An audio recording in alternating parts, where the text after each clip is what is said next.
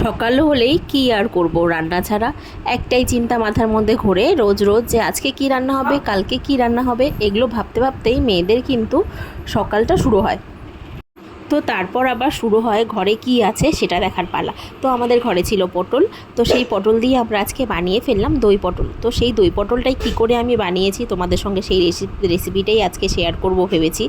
তো তোমরা দেখো যে আমি দই পটলটা কীভাবে রান্না করি। প্রথমে তো পটলটাকে এভাবে সবাই কেটে নিতেই পারো, ভালো করে এভাবে কেটে ধুয়ে তারপর একটু পটলটাকে ক্যাঁচা ক্যাঁচা করে নিতে হবে।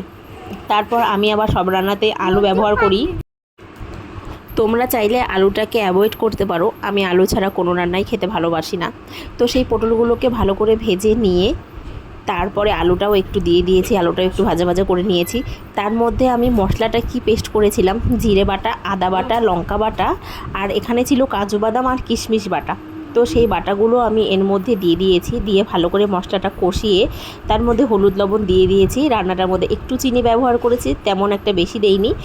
তারপর দেখতেই পারছো ভালো করে কষে নিচ্ছি। তোমরা তখনই বুঝতে পারবে যখন মশলাটার থেকে তেলটা ছেড়ে যাবে, তখন মনে করবে মশলাটা কষা প্রায় হয়ে গেছে। আর যেহেতু কাজু বাদাম বাটা দিয়েছি, তো একটু নিচে লেগে যাওয়ার সম্ভাবনা থাকে, তো ভালো করে নাড়তে হবে। তো মোটামুটি ভালো করে নেড়ে এভাবে কষিয়ে নেবে। তারপর এর মধ্যে একটু পরিমাণ জল দিয়ে দেবে, জল দিয়ে একটু ঢাকা দিয়ে দেবে। ঢাকা দিলে কি হবে, পটলটা একটু নরম নরম হয়ে যাবে। দিতে হবে দইটা।